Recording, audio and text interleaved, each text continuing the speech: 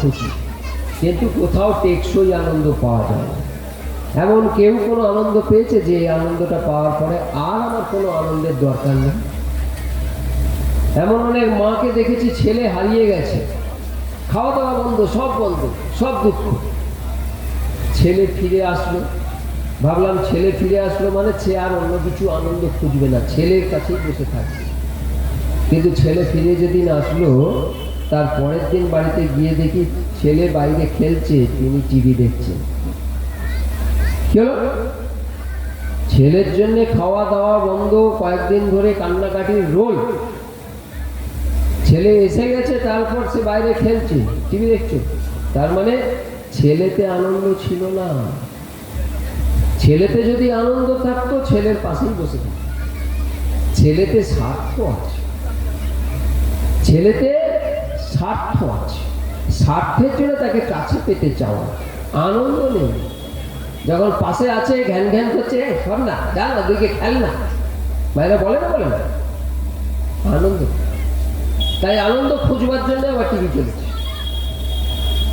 আনন্দ খুঁজবার জন্য টিভিটা দেখা হচ্ছে।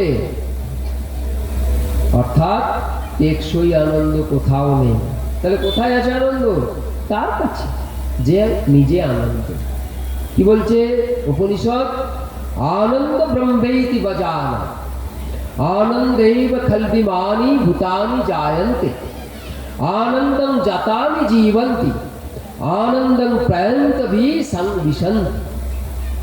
তিনি আনন্দ, তার মধ্যেই আনন্দ, তার প্রকাশেই আনন্দ, তার উপস্থিতিতেই আনন্দ, তার কাছে পৌঁছতে পারলেই আনন্দ।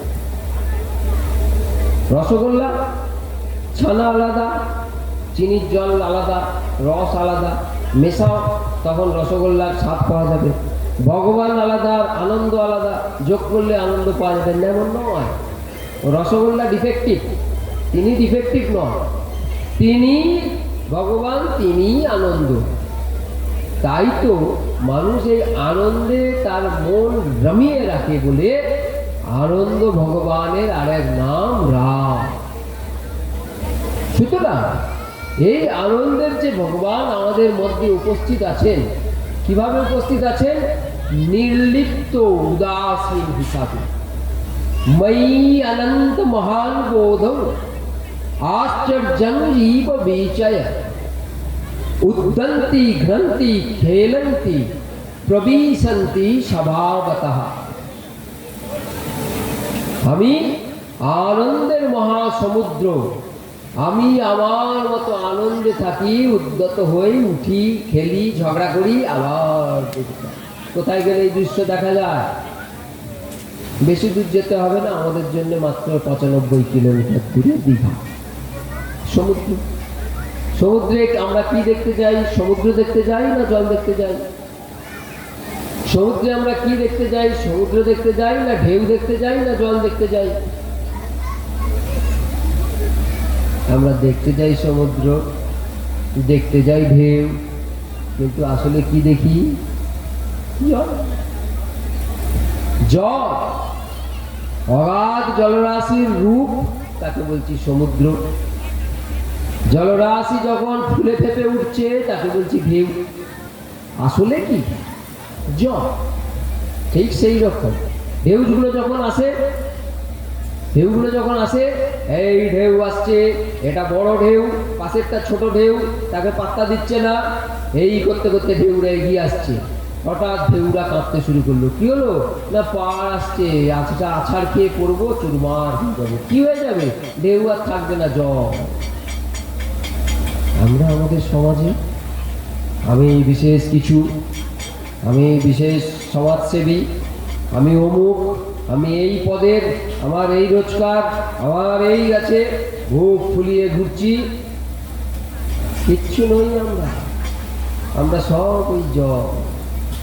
সময় এলেই পাহাড়ে পাথরে আছাড় খেয়ে পড়বো, বুড়ো বুড়ো হয়ে আমাদের অস্তিত্ব শেষ হয়ে যাবে। কার অস্তিত্ব? ওই যে রূপ, যার উপর আমার অহংকার, তার অস্তিত্ব শেষ হয়ে যাবে। কি পড়ে থাকবে? সেই নারায়ণ একা পড়ে থাকবে, আবার তার জায়গায় চলে যাবে। তাই জন্যে আমাদের অর্জুনের বিশ্বরূপ দেখে যে অবস্থা হয়েছিল, সত্যের জ্ঞান হয়েছিল। যখন সেই জ্ঞান আসবে, যখন আমরা বিহল হয়ে মুখ থেকে বলতে শুরু করব, তমাদি দেবা পুরুষ পুরাণ স্তমস্য বিশ্বস্য পরং নিধানম বেত্তাসি বেদং চ পরং চ ধাম তয়া ততং বিশ্বমনন্ত রূপে। 71 অধ্যায় 38 নম্বর শ্লোক। তুমি সেই, তোমাকে জেনেছি, যাকে জানলে জীবনের সমস্ত সার্থকতা, সেই তুমি। তোমার আশ্রয় যখন পেয়েছি, আমার আর কিছু ভাবার নেই। অথবা তমেব শরণং গচ্ছ সর্বভাবেন ভারত তৎপ্রসাদং পরাং শান্তিং স্থাপং প্রাপ্স্যসি শাশ্বতম। তুমি সব, তোমাকে পেলে সমস্ত শান্তি, সমস্ত আনন্দ আমার লাভ হয়। 18 এই আনন্দ স্বরূপ ভগবানকে জানতেই আমাদের মনের আপডেট করতে হবে। একটু আগে বলছিলাম আপডেটের কথা। মনের আপডেট না করলে আমরা জানতে পারবো না। বাড়িতে যখন সেই পুরনো টিভি ছিল, 2টো চ্যানেল খট খট ঘুরিয়ে দিলাম, যখনই জানলাম যে আর 5 জনের 7টা চ্যানেল, DD7, আবার বায়না নতুন টিভি এলো, নতুন ব্যবস্থা হলো, 7টা চ্যানেল। আর এখন কতগুলো চ্যানেল টিভিতে? পয়সা দিলেই চ্যানেল বেড়ে যায়, 1000টা চ্যানেল। ঠিক সেই রকম এই জগতের 1000টা চ্যানেল আছে। আমরা যে চ্যানেলটা দেখি, এটা বিনে পয়সার চ্যানেল। মোবাইলে যে সিম কার্ড আছে, যদি নেট কানেকশন না থাকে, সিম কার্ড থেকে কোনো লাভ হয়? এখনকার দিনে তো ফোনে কথা বলে কারো শান্তি হয় না, নেট চাই। নেট কানেকশন না থাকলে সিম কার্ড থেকে তো কোনো লাভ নেই। ঠিক সেই রকম আমাদের ভিতরে যে সিম কার্ড বসানো আছে, বাইরের পরমাত্মার কানেকশন না থাকলে এই সিম কার্ডে লাভ নেই। কিন্তু এই যে কানেকশনটা আমরা পাই, এটা হচ্ছে DD1, একটা চ্যানেল। এই একটা চ্যানেলেই আমরা আনন্দে ছটফট করছি। কিন্তু এই একটা চ্যানেল থেকে আরো ঊর্ধ্বগতিতে যেতে হবে। অনেক চ্যানেল খুলে যাবে। কখন? তাকে জানলে। তাকে না জানলে এই চ্যানেল খোলা যাবে না। তিনি কে? সহজ, ভগবান। তার প্রথম নাম কি? বিষ্ণু। শুনেছেন? यस्सु शरणो मत्रेण जन्म संसार बंधना विमुच्यते नमस्तस्मै विष्णवे प्रभु विष्णवे। যাকে স্মরণ করা মাত্রই জন্ম সংসারের সমস্ত বন্ধন থেকে আমরা মুক্ত হয়ে যাই, তিনি বিষ্ণু। এই বিষ্ণু, তার পরিচয় কি? বিষ্ণুকে ব্যাপ্নোতি বিষয়তে ইতি বিষ্ণু। যিনি বিষয় সৃষ্টি করেন আর সেই বিষয়ের মধ্যে নিজেকে যুক্ত করে ফেলেন, তাকে আর খুঁজে পাওয়া যায় না। তিনিই বিষ্ণু। কে খুঁজে পায় না? যে বোকা, যে খুঁজতে জানে না। যে জানে সে চট করে পেয়ে যায়। সে কে পেয়ে কি বলেছে? যা দেখেছে তাই বলেছে। কি দেখেছে? শান্তাকারং ভুজগ শয়নং পদ্মনাভং সুরেশং विश्वाधारं गगन सदृशं मेघवर्णं शुभांगं लक्ष्मीकान्तं कमलनयनं योगिर्ध्यानगम्यं वन्दे विष्णु भवभयहरं सर्वलोकैकनाथं। সুতরাং তাকে জানবার চেষ্টা করতে হবে, তবে তাকে আমরা দেখতে পাবো। কোথায় দেখতে পাবো? আবার ঠাকুরমশাইয়ের কাছে যাই। পুজো শুরুতেই আচমন করে ঠাকুরমশাই কি বলেন? ओम विष्णु ओम विष्णु तद विष्णु परमं पदं सदा पश्यन्ति शूराय। सदा पश्यन्ति, যাকে সব দিকে, সব জায়গায়, সব সময় দেখা যায়, সেই হচ্ছে বিষ্ণু। দেখতে পেয়েছেন কখন? পানি। ওই জন্যে যখন আপনাদেরকে পুষ্পাঞ্জলি করানো হয়, ঠাকুরমশাই একটা মন্ত্র বলেন। এই মন্ত্রটা কেন বলেন? কারণ আমরা তাকে দেখতে পাচ্ছি না। আর যখন সব দিকে, সব জায়গায় তাকে দেখতে পাচ্ছি না, কোথাও না কোথাও আমাদের ঘাটতি, অপবিত্র হয়ে আছে। ওই জন্য পুষ্পাঞ্জলি দেওয়ার সময় হাতে জল দিয়ে, ফুল দিয়ে আমাদের প্রথম যে মন্ত্রটা বলানো হয় তা হচ্ছে এই: অপবিত্র পবিত্র বা সর্বাবস্থাং গতয়োপি বা यस्मरेत् पुंडरीकाक्षा सबाह्य अभ्यंतर शुचि। পবিত্র হও অপবিত্র হও, শুচি থাক না থাক, যখন তার পুণ্ডরীকাক্ষ সেই ভগবান তার পুণ্ডরিক অক্ষকে স্মরণে আনতে পারবে তুমি শুচি। বাবু ঠাকুর এটা বলে দেন না, বললে উপকারে আসতো, নাহলে আমরা রোবটের মতো ওই মন্ত্রটা বলি কিন্তু একবারও ভগবানের মুখটা স্মরণ করি না, তাই শুচি হওয়া হয়ে ওঠে না। উপনিষদ কি বলছে? ভগবান কোথায়? প্রতিবোধ বিদিতং মতং অমৃত তত্ত্বং হি বিন্দত। প্রতি মুহূর্তে প্রত্যেক জায়গায় যা আমরা দেখি সবের মধ্যেই ভগবান আছে। তাহলে কি করে তাকে জানবো? জ্ঞান বাড়াতে হবে, বুদ্ধি চাপ, মেধা। আমরা ব্রেনোলিয়া খাই মেধা বাড়াবার জন্য, বুদ্ধি বাড়াবার টনিক। তা উপনিষদে বুদ্ধি বাড়াবার একটা টনিক আছে, একটি মন্ত্র। কি বলছে? ইয়ো ব্রহ্মাণং বিদধাতি পূর্বং यो वै वेदांश्च प्रहिणोति तस्मै तम देवम आत्मबुद्धि प्रकाशं मुमुक्षुर्वै शरणमहं प्रपद्ये। যে ব্রহ্মা তোমার থেকে জ্ঞান নিয়ে এই সৃষ্টি রচনা করেছিলেন, যে ব্রহ্মার সৃষ্টি তোমার থেকে জ্ঞান নিয়ে এই জগৎকে বেঁধে ফেলেছিল, বেঁধে ফেলেছি আমরা সবাই পরস্পর বাঁধা, সেই বুদ্ধির এক অংশ আমাদের দাও যাতে তোমাকে আমরা চিনতে পারি। শুধু মেধা হলে হবে? শর্ত আছে। কি শর্ত? মহাপ্রভু আমাদেরকে সেই শর্ত দিয়েছে। কে মহাপ্রভু? শ্রী চৈতন্য মহাপ্রভু। কি বলেছেন? ত্রিনাদপি শুনিছেন তারৌরিব সহিষ্ণুতা অমানিনা মানদেন কীর্তনিয়া সদা। তৃণের মতো নিজেকে নিচু করে নিতে হবে, গাছের মতো নিজেকে সহিষ্ণু করে নিতে হবে, অমানিকে মান নেওয়ার মতো মন তৈরি করতে হবে, আর সবসময় শ্রীহরির কীর্তন করতে হবে। এবার বলুন, ওইগুলো আগে করে কীর্তন করব? কোনোদিন হবে না। কারণ কীর্তন, হরি কীর্তন না করলে ওগুলো আমরা করতেই পারবো না। তাই কেউ যদি বলে যে আমি এই মালা পরে নিয়েছি, এই ধর্মে আমি দীক্ষা নিয়েছি, এই করেছি সেই করেছি, সুতরাং আমি ওরকম হয়ে যাব, পারবে? কখন পারবে?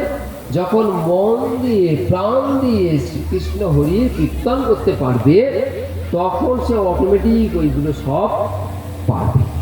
তাই সেইখান থেকে তখন যখন জানবো, ভগবানকে বুঝবো, কখন মনের সেই অবস্থা হবে। কি করে হবে? হরি কীর্তন করে। হরি কীর্তন করে মনের কেমন অবস্থা হবে? মহাপ্রভুই বলেছেন, চেত দর্পণ মার্জনং ভব মহা দাবাগ্নি নির্বাপনং শ্রেয় কৈরব চন্দ্রিকা বিতরণং বিদ্যা বধূ জীবনম আনন্দাম বুধিবর্ণম প্রতিপদম পূর্ণামৃতাস্বাদনম সর্বাত্ম সপনং পরং বিজয়তে শ্রীকৃষ্ণ সংকীর্তন। তাহলে এতক্ষণ বিষ্ণু দিয়ে শুরু করেছিলাম, হরি এসেছিল, আবার একটি নতুন নাম এলো, মহাপ্রভুই দিলেন শ্রীকৃষ্ণ। শুরুতেই প্রশ্ন, কৃষ্ণকে? কৃষ্ণকে যা সব সময় আমাদের আকর্ষণ করে। আমাদের কে সব সময় আকর্ষণ করে? আমরা কি চাই? এই 800 কোটি লোক মানুষ পৃথিবীতে আছে, সবার আঙুলের ছাপটাই মেলে না। তাহলে কি মেলে আমাদের সবার মধ্যে? যা আমাদের আকর্ষণ করে, যার দিকে আমরা সবসময় ছুটতে চেষ্টা করি, এইটা সবার মধ্যে মেলে। কি? সে আনন্দ। আমাদের সবসময় কে আকর্ষণ করে? আনন্দ আকর্ষণ করে। আনন্দের দিকে আমরা যেতে চেষ্টা করি। সেই আনন্দ যে সবসময় আমাদের আকর্ষণ করে, তারই আর এক নাম শ্রীকৃষ্ণ। এই কৃষ্ণ কোত্থেকে এলো? যিনি কৃষ্ণ তিনি হরি, তিনি বিষ্ণু, তিনি রাম। শ্রী চৈতন্য চরিতামৃত থেকে আমরা কি পাই? খুব সহজ, যদি মনে রাখা যায়, মনে রাখার চেষ্টা করুন। এটা সর্বকারণ প্রধান কৃষ্ণ, কৃষ্ণ সর্বধাম, কৃষ্ণেরই শরীরে সর্ব বিশ্বের বিশ্রাম, স্বয়ং ভগবান কৃষ্ণ, কৃষ্ণ সর্বাশ্রয়, পরম ঈশ্বর কৃষ্ণ সর্বশাস্ত্রে কয়। শ্রীঅঙ্গ শ্রীমুখ যেই করে দর্শন, তার পাপ ক্ষয় হয় পায় প্রেমধন।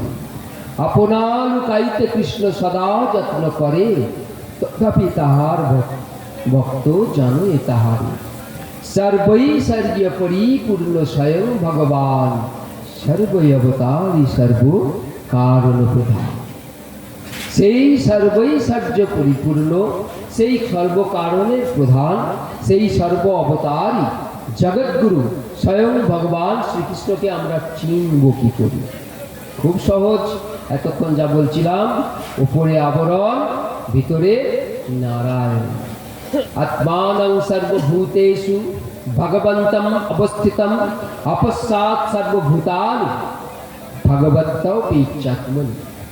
শ্রীমদ্ ভাগবত থেকে আমরা একটা ছোট্ট লাইন পাই, এতে চাং সকলা পুংসা কৃষ্ণস্ত ভগবান স্বয়ং ইন্দ্রারি ব্যাকুলং লোকং ব্রিয়ান্তি যুগে যুগে। সেই কৃষ্ণের জন্য একটা সহজ উদাহরণ আপনাদের সামনে। কালকে যখন এখানে বোধহয় ভোজের ব্যবস্থা আছে, দুপুরবেলা 11টা 12টা বাজবে, গোটা কুড়ি মালসা নেবেন। মালসা নিয়ে তাতে অর্ধেক বা তার থেকে একটু বেশি জল দিয়ে প্রত্যেকটা মালসাকে রাখবেন। আকাশে সূর্য উঠবে, মালসার দিকে তাকাবেন, কতগুলো সূর্য দেখা যাবে? যতগুলো মালসা ততগুলো সূর্য। কিন্তু একটাকে ভেঙে ফেলুন, জল পড়ে গেল, আর সূর্য নেই, কমে গেল। আবার দুটো নতুন মালসা নিয়ে এসুন, বসান, দুটো বেড়ে গেল। কোন দিকে তাকিয়ে এগুলো দেখছেন? নিচের দিকে তাকিয়ে। কোনটা আসল সূর্য? একটা। কেন নিচের দিকে তাকিয়ে ভুল দেখছেন? মায়া দৃষ্টি। ওপর দিকে তাকালে কি দেখবো? ব্রহ্ম দৃষ্টি। কি দেখবো? একটা আসল সূর্য। ঠিক সেই রকম এই শরীরটা হচ্ছে মালসা, মন হচ্ছে জল। শরীর মালসায়, মন জলে, সেই আসল সূর্য প্রতিবিম্বিত হয়ে আমাদের ভিতরে আত্মা নারায়ণ বসে আছে। আসল নারায়ণ সর্বস্তরে বেষ্টিত হয়ে ব্রহ্ম জগতে বসে আছে। তখন আমরা বুঝতে পারবো। একটু আগে বলছিলাম একটা চ্যানেল আমাদের বিনা পয়সা, মোবাইল যেমন পয়সা দিলে নেট কানেকশান পাওয়া যায়, আমাদেরও পয়সা নেওয়া উচিত ছিল ভগবানের। কিন্তু ভগবান আমাদের বিনা পয়সায় যে নেট কানেকশান দিয়েছে, তাতে মায়া দৃষ্টি। মায়া দৃষ্টির কারণে আমাদের সবসময় চাই, আনন্দ পেতে যাওয়া মানে চাওয়া, কিছু পাওয়া। ব্রহ্ম দৃষ্টি হলে আনন্দ মানে বদলে যাবে। ব্রহ্ম দৃষ্টির জন্য পয়সা দিতে হবে, চ্যানেল বাড়াতে গেলে পয়সা দিতে হবে। কি পয়সা? শ্রবণম কীর্তনম স্মরণম। শ্রবণম আপনারা যা করছেন, ভগবানের কথা শোনা। কীর্তনম আমি যা করছি, ভগবানের কথা বলা। স্মরণম আমরা দুজনেই যা করছি, মনের মধ্যে ভগবানের কথা ভাবা। যখন আমরা সব সময় সর্বস্তরে মনের মধ্যে ভগবানের কথা ভাবতে পারবো, ভগবানকে স্মরণে রাখতে পারবো, আমার ব্রহ্ম দৃষ্টি জেগে উঠবে, মায়া দৃষ্টি চলে যাবে। সুতরাং আমাদের এইটুকু খরচ করতে হবে। খরচ করতে পারবো? পারবো। তখন যখন বুঝবো আমি না এই খরচ করলে পতন হচ্ছে আমার, আমি পড়ে যাচ্ছি। একটি ছেলে ছোটবেলা থেকে চুরির স্বভাবে দুষ্ট। চুরি করতে করতে গ্রামের মধ্যে এত একটা বাড়ি নেই যে সেখানে চুরি করে। গ্রামের সবাই একদিন ধরে বেশ করে মারিয়েছে। বাবা মাও লজ্জিত, অপমানিত ছেলের চুরি করা স্বভাবের জন্য। সেই কারণে বাবা মাও রাগ করে ছেলেকে বলে বসলো, যা বেরো, তোর মতো ছেলে না থাকাই ভালো। সেই চোর ছেলে বাড়ি ছেড়ে চলে গেল। এইবার বাইরে গিয়ে তার চুরির স্বভাব ছিল ভালো, চোর গুরু পেয়েছে। চোর গুরু পেয়ে আরো ভালো চুরি করা শিখেছে। বেশ কয়েক বছর পরে আবার সে তার পুরনো গ্রামে ফিরেছে। তখন সে যুবক, গ্রামের কেউ তাকে আর চিনতে পারছে না। এইরকম যখন অবস্থা, তখন সে একটা বড় মনেহারি দোকান দেখে বুঝলো যে এইখান থেকে আমাকে কিছু চুরি করতে হবে। দোকানে ঢুকেছে চুরি করবে বলে, গিয়েই চমকে গেল। লেখা আছে সিসিটিভি হইতে সাবধান। সিসিটিভি লাগানো আছে, সাবধান হয়, আর চুরি করছে না। কেন? ভয়। এবার এদিক ওদিক ঘুরছে, পজিশন দেখছে। এই ঘুরতে ঘুরতে দোকানের ক্যাশিয়ারের পেছনে গিয়ে দেখলো একটা বিরাট ছবি, তাতে মালা চড়া। ছবিটা কার? তারই বাবা। বাবার ছবি মালা চালানো দেখেতে বুঝলো বাবা মারা গেছে। ক্যাশিয়ারকে জিজ্ঞেস করলো, এখানে এই ছবি কেন? না, এটা তো ওনার দোকান, ছবি থাকবে না। না, বাবা তো মারা গেছেন, কে চালায়? না, ওনার স্ত্রী আর ওনার আর এক ছেলে। তখন সে বুঝলো এটা আমাদেরই দোকান। তাহলে এইবার যেহেতু তার মনে চোর স্বভাব, সে সবাইকে চোর ভাবছে। এইবার সে নিজে তো চুরি করছেই না, বরঞ্চ অন্য কেউ চুরি করছে কিনা বা চুরির মনোভাব নিয়ে এসছে কিনা খেয়াল করছে। পরিবর্তন হলো। কি পরিবর্তন? প্রথমে চুরি করেনি কেন? ভয়। এখন চুরি করছে না কেন? ভালোবাসা। প্রথমে চুরি করেনি কেন? ভয়ে। ভয় হলো কি করে? জ্ঞান হতে। কি জ্ঞান? না, দেখছে সিসিটিভি। আর এখন চুরি করছে না কেন? ভালোবাসায়। কি করে হলো? জ্ঞানে। কি করে জ্ঞান হলো? না, ওই ছবি দেখে ক্যাশিয়ারের সঙ্গে কথা বলি। আমরাও সেই চোর যখন জানবো যে আমাদের মধ্যে তিনি সিসিটিভি হয়ে বসে আছেন, যখন মানব, বিশ্বাস করব সিসিটিভিতে সব উঠে যাচ্ছে, তখন ভয়ে চুরি বন্ধ করব। আর তারপর যখন আরেকটু বেশি জানবো, আরেকটু বুঝবো, তখন আমরা কি করব? ভালোবাসায় চুরি বন্ধ করব। কখন? যখন জানবো সবাই ভেতরে নারায়ণ, সেই তার অংশ। তাই আমি, উনি, ইনি সবাই আমরা ভাই। খ্রিস্টান ধর্মে বলা হয় নিজের প্রতিবেশীকে নিজের মতো ভালোবাসো, ভাই ভাই ভালোবাসো, বন্ধুতে বন্ধুতে ভালোবাসো। আসবে কি করে ভালোবাসা? যতক্ষণ না উপলব্ধি হবে যে আমাদের সবার বাবা এক। সবার বাবা এক হলে তবেই তো নিজেরা সবাইকে ভাই ভাই ভাববো। বাবাই যদি চিনতে না পারি আর ভাই ভাই ভাবলে আমাদের কি করবো? তাই জ্ঞান বাড়াতে হবে। তাই নিয়ম করে একটু করে একটা পৃষ্ঠা বা একটা শ্লোক না পড়লে কিন্তু কোনো রাস্তা নেই। সিনেমায় আমরা মাঝে মাঝে দেখি না, দুই ভাই খুব মারপিট করছে, খুব মারপিট করছে, তারপর দেখা গেল এর হাতের উল্কি এর হাতের উল্কি মিলে গেল। যে উল্কি উল্কি মিলে গেল, আর এ আমার ভাই সে আমার ভাই। কি হলো? হঠাৎ মারপিট করতে করতে ভালোবাসা হলো। হয় না? হয় না? কারণ কি? জ্ঞান, জানা।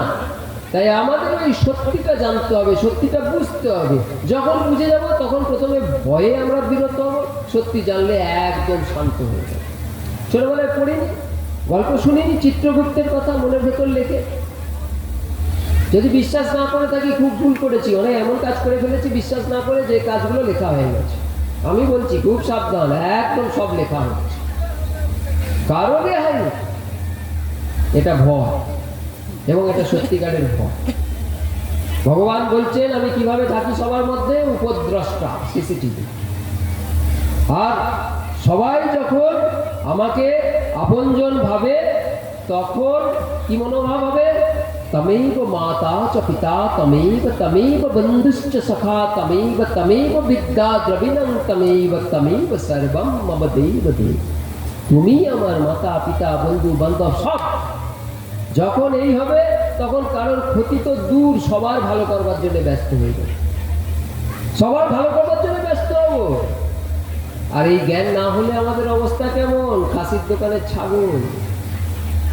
খাসির দোকানে আপনারা দেখেছেন একটা কাটা হয়ে গেছে, 10 কেজি মাংস আছে, সুতরাং 10 কেজির খদ্দের না আসা পর্যন্ত আরেকটা কাটা হবে না। এবার তাকে কি না খাইয়ে রাখবে? আজ হোক কাল হোক তো তাকে কাটা হবে। ততদিন কি না খাইয়ে রাখবে? তারপর সে রোগা হয়ে যাবে। তাই তাকে কি দেওয়া হয়েছে? চারা দেওয়া হয়েছে, গাছের ডালপালা চিবোচ্ছে, চিবো। তেমনি আমরা কালকে সকালবেলা দেখলাম লোকটা মর্নিং ওয়াক করছে, আজকে হার্ট অ্যাটাক হয়ে মরে গেল। সেদিন লোকটা আমাদের বাড়িতে এসে খেয়ে গেল, আজকে শুনতে চলে গেছে। হয় না? হয় না? আমরা তো জানি না কার কখন সময় আসবে। খাসির দোকানে ছাগল, চারা দেওয়া হয়েছে, আজকে বুক ফুলিয়ে ঘুরছি, ভালো অবস্থা। কেন আছি আজকে? সে আজকে রেখে দিয়েছে, তার চারা দিয়েছে। সুযোগ কাজে লাগান। এই চারা যতক্ষণ দিয়েছে তার মধ্যে যে চারা দিয়েছে তাকে চিনে ফেলুন, আর সমস্যা থাকবে না। আর যদি না চিনতে পারেন কখন কেটে বিক্রি হয়ে যাবে। সেই জন্যে এই অবস্থা থেকে আমাদের বাঁচতেই হবে। ঠাকুর শ্রীরামকৃষ্ণ পরমহংস বলেছেন, পঞ্চভূতের ফাঁদে ব্রহ্ম পড়ে কাঁদে। এই ব্রহ্ম আমাদের ভিতরে, সে কাঁদছে কেন? পঞ্চভূতের মায়ায় জড়িয়ে পড়ছে।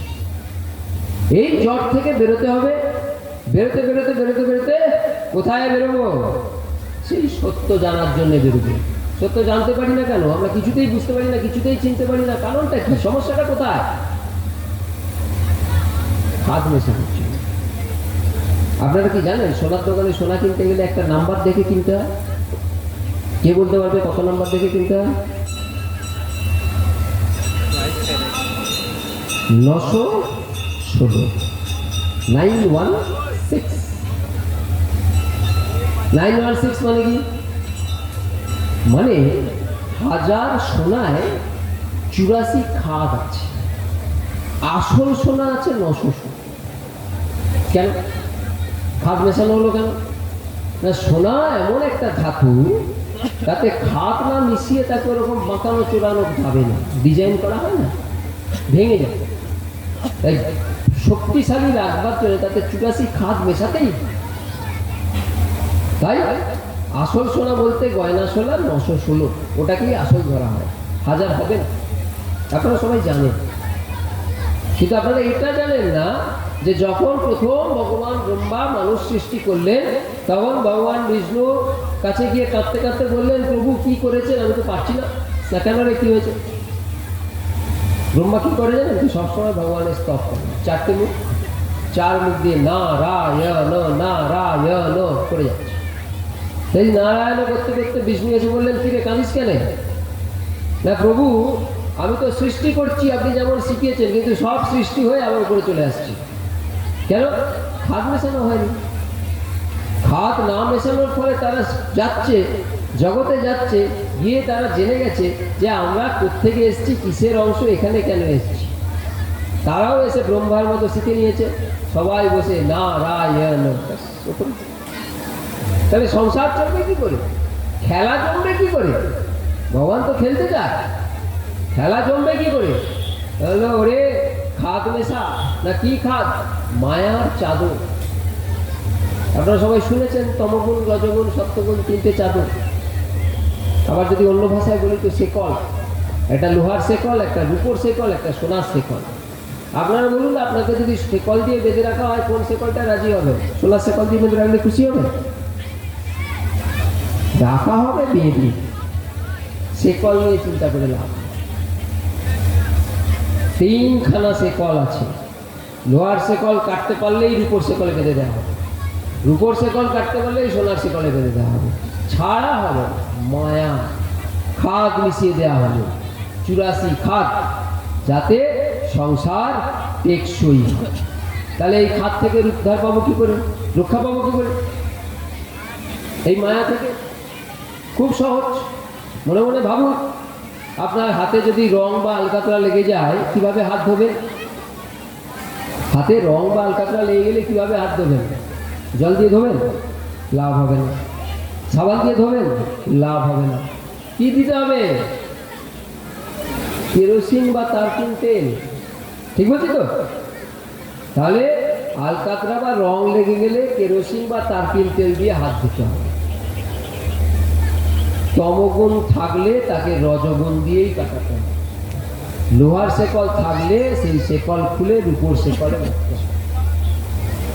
তারপর হাতে কি লেগে আছে? কেরোসিন বা তেল। তার থেকে উদ্ধার কি করে পাবেন? এইবার সাবান দিতে, এইবার সাবান দিতে হবে। সাবান দিয়ে ধুলে কেরোসিনটা যাবে। তেমনি রজগুণ থেকে উদ্ধার পেতে গেলে সপ্তগুণ দিয়ে উদ্ধার হবে।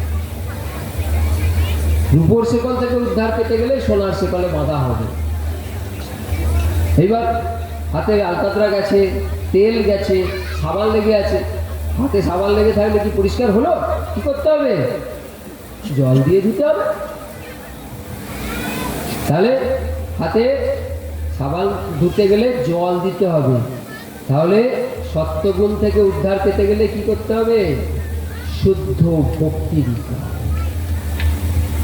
শুদ্ধ ভক্তি, শুদ্ধ ভক্তি নামক জল যদি দিতে পারি তাহলে এই মায়া থেকে আমরা উদ্ধার পাবো। আর এই ভক্তি করতে গেলে আমাদের কি করতে হবে? প্রথমে ভগবানের কথা একটু হলেও শুনতে হবে, একটু হলেও জানতে হবে, মনের মধ্যে আগ্রহ তৈরি করতে হবে। আগ্রহ তৈরি করতে হবে, হৃদয়ে ভগবানকে একটু জায়গা দিতে হবে। একটু ছোট্ট জায়গা চাই, তার বেশি জায়গা লাগে না, একটু জায়গা। সকালবেলা ঘুম থেকে উঠে বাবা মাকে প্রণাম করুন, আর বাড়িতে যে গৃহদেবতা আছে একবার প্রণাম করুন। শুরুটা ওইখান থেকে হোক। এই জায়গা পেলেই তিনি তার জায়গা দখল করে নেবেন। মহাশক্তি। তো ভগবান যখন তার জায়গা পাবে তখন তাকে কি করে হৃদয়ে জায়গা দেব? ছাপ দিতে হবে।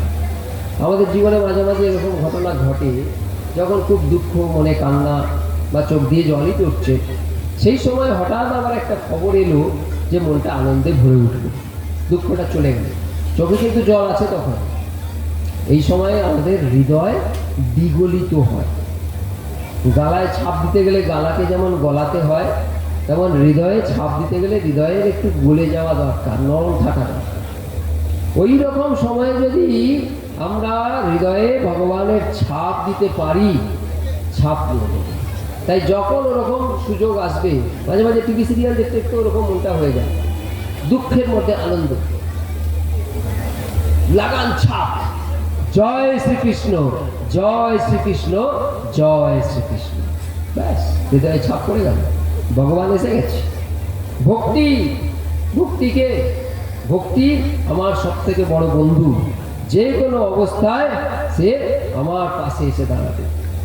আর এই ছাপ লাগিয়ে ভক্তি যখন সম্পূর্ণ হবে তখন আমার থাকবে না কোনো চাওয়া, থাকবে না চাইবার কোনো কারণ। ব্রহ্মদ্ভূত প্রসন্নাত্মা ন শোচতি ন কাঙ্ক্ষতে সমো সর্বেষু ভূতেষু মদ্ভক্তি লভতে। এইবার সংসারের অনেক মানুষের মনে প্রশ্ন জাগবে যে আমার ছেলেটা অল্প বয়স, এখন ভক্তি এসে গেলে বিপদ হয়ে যাবে। আমার বৌমাটা কিছু কাজ করে না, তার আবার ভক্তি এসে গেলে শুধু ঠাকুর ঠাকুর নিয়ে পড়ে থাকবে। ভক্তি এমন একটা জিনিস, লোকে ভয় পায়। আমার ছেলে একটু ঈশ্বর চর্চা করুক, বা আমাকে সম্মান করুক, প্রণাম করুক, সবাই চায়, কিন্তু সব সময় ঠাকুর ঠাকুর করবে এটা চায়, কারণ মায়া সার্থক। কিন্তু ভগবান কি বলছে? যে সব সময় তার স্মরণ করবে তার জন্য ভগবান দুহাত তুলে আশীর্বাদ করবে, দু পায়ে খাড়া হয়ে সেবা করবে। অনন্যশ্চিন্ত অয়ন্ত মাং ইয়ে জনা পর্যুপাসতে তেষাং নিত্যাভিযুক্তানাম যোগক্ষেমং বহাম্যহম। যে অনন্যশ্চিন্ত হয়ে সব সময়ের জন্য ভগবানকে স্মরণ করবে, তার যা আছে তা ভগবান রক্ষা করবে, তার নিত্য প্রয়োজনীয় সব কিছু ভগবান বহন করে দেবে। বিশ্বাস হয়? দুটো গল্প বলে। মহাকবি তুলসীদাসের নাম শুনেছেন আপনারা? এই মহাকবি তুলসীদাস একবার বাড়িতে একটা পূজার আয়োজন করেছিলেন, গ্রামের পূজা। সে পূজা আয়োজনে হয়েছে, এবার গ্রামের সবাই খুব খুশি, তারা এসেছে, অনেক কিছু দিয়েছে, অনেক কিছু দিয়েছে। সেই যা দান ধ্যান করেছে তুলসীদাস পুজোর জায়গাতেই রেখে দিয়েছেন। সারাদিন প্রচুর পরিশ্রম করেছে, একসময় শুয়ে পড়েছে, কখন ঘুমিয়ে পড়েছেন তার খেয়াল নেই। ইতিমধ্যে দুটি চোর, তারা পরিকল্পনা করেছে ওগুলো নেবে। রাত্রেবেলা গেছে, রাতে প্রথম প্রহর চোর গেছে তুলসীদাসের ঘর থেকে ওই দান ধ্যান সামগ্রী চুরি করবে। কিন্তু চুরি করতে গিয়ে কি হলো, দেখছে যে ওই তুলসীদাসের কুটিরের দুপাশে দুটো ছেলে তীর ধনুক নিয়ে ঘুরে বেড়াচ্ছে। বলে, আরে এ বামুন আবার পাহারাদার রেখেছে, আচ্ছা ঠিক আছে, আর একটু বেশি রাত হোক, আসবো। আবার রাত্রে দ্বিতীয় প্রহরে গেছে, তখনও দেখছে ওইভাবে ঘুরে বেড়াচ্ছে। আবার রাত্রে তৃতীয় প্রহরে গেছে, তখনও দেখছে ওইভাবে ঘুরে বেড়াচ্ছে। বিরক্ত হয়ে আবার শেষ প্রহরে চতুর্থ প্রহরে গেছে, গিয়ে দেখছে ওই দুইজন ঘুরে বেড়াচ্ছে। তখন একজন চোর আরেকজনকে বলছে, ওরে এ জেসে পাহারাদার নয় রে, ভালো করে দেখ কিরকম সুন্দর চেহারা, কি সুদর্শন, এ তো মনে হচ্ছে স্বয়ং রামচন্দ্র আর লক্ষ্মণ পাহারা দিচ্ছে। হ্যাঁ, সে কি রাম লক্ষ্মণ পাহারা দিচ্ছে না? হ্যাঁ, আমরা কি ভাগ্যবান, চুরি করতে এসে রাম লক্ষ্মণের টাকা পেয়ে গেলাম। তারা গিয়ে একদম হাউ মাউ করে রাম লক্ষ্মণের পায়ে ছুটে গেছে। রাম লক্ষ্মণ তখন হারিয়ে গেছে। তারা হাউ মাউ করে কাঁদছে। তুলসীদাসের ঘুম ভেঙে গেছে। ওরে কি হলো, তোরা কাঁদিস কেন? না প্রভু, আমরা হতভাগা পাপী। না কেন, কি পাপ করেছিস? আমরা চুরি করতে এসেছি। চুরি করতে এসেছি, সে কি হয়েছে, আমার কিছু নাকি, যা নিয়ে যা।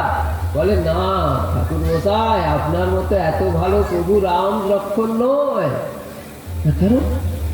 আমরা এসেছি সেই রাতের প্রথম প্রহর থেকে, তারা পাহারা দিয়ে যাচ্ছেন আপনার বাড়ির চারপাশে। বলে তোরা করেছিস কি রে?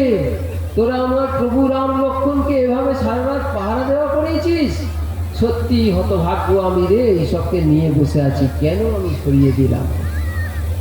এই করতে করতে তিনি একটা গান লিখে ফেললেন। তুলসীদাস কি লিখছেন? बिनु विश्वास भक्ति नहीं, तही बिनु द्रवहि न राम।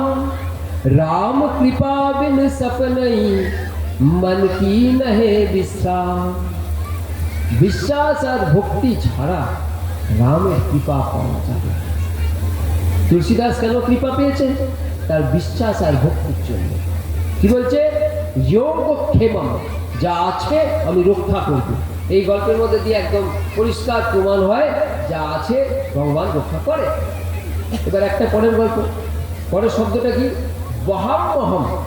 ভগবান বলছেন যদি কারো অভাব পড়ে, যে আমাদের স্মরণ করে, তার যদি অভাব পড়ে, তার যা দরকার আমি বয়ে দিই। এগুলো গল্প নয়, সত্যি কথা, আজকে গল্পের মতো হয়ে গেছে। শ্রীমদ্ ভগবদ গীতা উড়িষ্যা ভাষায়, ওড়িয়া ভাষায় প্রথম সর্বশ্রেষ্ঠ অনুবাদ করেছেন যে কবি, তার নাম জগন্নাথ মিশ্র। এই জগন্নাথ মিশ্র তৎকালীন সময় কবিরা খুব গরিব ছিল, বাড়িতে খাবার দাবারের অভাব থাকত, কিন্তু তারা লিখে যেত। তা কবি জগন্নাথ মিশ্র লিখছেন অনুবাদ করতে গিয়ে যে বহাম্মহম, বয়ে দিয়ে যাবেন। জগন্নাথ মিশ্র মনে সন্দেহ, ভগবান তিনি বয়ে দিয়ে যাবেন, তা হয় নাকি? ভগবান দেবেন। তাই তিনি কেটে লিখছেন দদাম্মহম। মহামহম শব্দটাকে কেটে লিখছেন দদাম্মহম। ইতিমধ্যে বাড়ির গিন্নি বলছেন, কি গো কতদিন না খেয়ে থাকবো? কেন? তা বাড়িতে আর একটুও চাল নেই, তুমি যাও জমিদার বাড়ি যাও। তখনকার দিনে কবিদেরকে জমিদার রাজারা কিছু দিতেন, কিছু যদি পাওয়া যায় দেখো। নিরুপায় জগন্নাথ মিশ্র উঠলেন, চললেন জমিদার বাড়ি, কিছু যদি নিয়ে আসা যায়। এদিকে একটি কালো ছেলে মাথায় এক ধামা চাল ডাল জিনিসপত্র নিয়ে, আবার তার উপরে একটা শাড়ি নিয়ে এসে ডাকছে, ও গিন্নিমা, ও গিন্নিমা। না কে রে? না আমাকে কর্তাবাবু পাঠায়ছেন। না কেন? না এইগুলো দিতে বলেছেন। না কর্তাবাবু কোথায়? কি জানি কোথায় ঘুরছে, আমাকে এগুলো দিয়ে বললো গিন্নিমাকে দিয়া। গিন্নিমা ভাবলেন জমিদার বাড়িতে পাঠিয়েছি, বোধহয় ভালো জিনিস পেয়েছে, একটি ছেলেকে দিয়ে পাঠিয়েছে। গিন্নিমা সব নিয়ে গুছিয়ে রাখলেন। হঠাৎ ছেলেটি ডাক দিল, কি গো আমার ধামাটা ফেরত দাও। গিন্নিমা ধামাটা দিতে এসছে, খালি ধামা দিতে এসে ছেলেটির মুখের দিকে দেখছে যে সুন্দর একটা ছেলে, গায়ের রংটা কালো, তার মুখে একটা কাটা। বলে, হ্যাঁ রে, তোর মুখটা কাটলো কেরম করে? বলে, ও তোমার কর্তাবাবু জানা, তাকে জিজ্ঞেস করো গিয়ে। বলে ছেলে ছুটে চলে গেল। সন্ধে হয় এমন সময় কর্তাবাবু এসছে। গিন্নিমা তো চাল ডাল পেয়ে রান্না বান্না করে রেখেছে, খাওয়ার লোক নেই। কর্তাবাবু মুখ শুকনো করে এসছে, বুঝলে আজকে আর কিছু পেলাম না। হ্যাঁ, পেলে না মানে? না আমি সারাদিন ঘুরলাম, এই জমিদার তো নেই, কোথায় তীর্থ করতে গেছে। আমি সে পাড়ার সেই গ্রামের জমিদারের কাছেও গেছিলাম, কিন্তু তিনিও নেই। বলে, তুমি এসো, তাড়াতাড়ি এসো, আগে খাও। না খাবো কি? না তুমি তো খাওয়ার পাঠিয়েছো, তোমার মনে নেই? না আমি পাঠিয়েছি। না হ্যাঁ, ওই যে একটা কালো ছেলেকে পাঠালে ধামাই করে। বলে, আমি পাঠিয়েছি, আমি কিছু পাইনি, আমি কি করে পাঠাবো? বলে সে কি, কে এলো? তারপর ছেলেটার ওরকম মুখটা কাটা, সে বললো তুমিই তার মুখ কেটে দিয়েছো। বলে আমি কেটেছি? ব্যাস, জগন্নাথ মিশ্র বুঝতে পারলো কি হয়েছে। উঠোনের মধ্যে আচার বিচার খেয়ে কান্নাকাটি করছে। বলে কি হলো, তুমি ওরকম করে কাঁদছো? না আমি মহা ভুল করেছি। না কি ভুল করেছো? না আমি ভগবানের কথায় সন্দেহ করেছি। ভগবান বলেছেন বহাব মহাম, আমি সন্দেহ করেছি যে ভগবান কি বয়ে দিয়ে যাবে। তাই তিনি আমার বাড়িতে খাওয়ার বয়ে দিয়ে প্রমাণ দিলেন যে তিনি বয়ে দিয়ে যান। দৌড়ে গিয়ে যেখানে কেটে লিখেছিলেন দাদাম মহাম, আবার তাকে মুছে লিখলেন বহাব। আমরা যদি এই ভক্তি, এই ভাবের এক অংশ অর্জন করতে পারতাম, আমাদের জীবনও বদলে যেত, সোজাসুজি সব হয়ে যেত। ঠিকঠাক না জেনে বিজ্ঞানের ভরসায় সংসারকে নিজের ভোগে লাগাবার চেষ্টা করা কলিযুগের ফল। আর সঠিক বিচারে সবকিছুর সঠিক বিশ্ব সংসারের কর্তার সাথে যোগসূত্র রচনা করার ধর্ম হলো সনাতন ধর্ম। কবি, পণ্ডিত, জ্ঞানী সকলেই তাঁর মায়ায় বশীভূত হয়ে, সুতরাং তার অনুরাগ আর তার তপস্যা করা ছাড়া কোনো উদ্ধার পাওয়ার জায়গা নেই। তুলসীদাসের ভাষায় বললে কি বলতে হয়? মিলহি না রঘুপতি বিনু অনুরাগা, কিয়ে যোগ তপ জ্ঞান বিरागा, आगम निगम पुराण अनेका, पढ़े सुने कर फल प्रभु का, तब पद पंकज प्रीति निरंतर, सब साधन कर ये फल सुंदर। तार पाए पंकज, তার পায়ে যদি সেবা দাও সব সাধন হবে এবং এর ফল সব থেকে সুন্দর। जर चेतन जग जीव जत सकल राममय जानी, बंदव सबके पद कमल सदा जरी जग पानी। जगतेर स्थावर जंगम निर्विशेषे सकल जीव राममय, তাই সকলের পদপদ্মে করজোড়ে প্রণাম জানাই।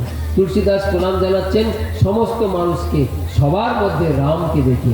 আমরা কি পারবো না?